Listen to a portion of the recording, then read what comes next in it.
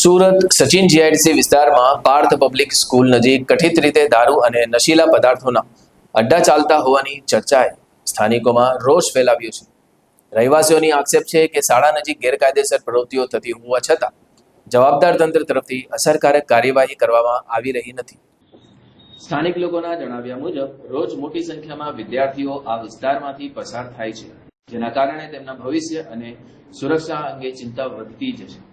કેટલાક લોકોએ દાવો કર્યો છે કે વિસ્તારના ચોક્કસ વ્યક્તિઓના આશીર્વાદથી આ પ્રવૃત્તિઓ ચાલી રહી છે. જો કે આ અંગે કોઈ સત્તાવાર પુષ્ટિ થઈ નથી. રહેવાસીઓ અને વાલીઓએ તાત્કાલિક કાર્યવાહી કરીને કથિત અડ્ડાઓ બંધ કરાવવાની માંગ કરી છે. તેમણે ચેતવણી આપી છે કે જો યોગ્ય પગલાં નહીં લેવાય તો તેઓ ઉગ્ર વિરોધ અને આંદોલનનો માર્ગ અપનાવશે. હાલ આક્ષેપો અંગે પોલીસ અથવા સંબંધિત અધિકારીઓનું સત્તાવાર નિવેદન સામે આવ્યું નથી. સમગ્ર મામલે હવે તંત્ર શું કાર્યવાહી કરે છે તેના પર સૌની નજર છે.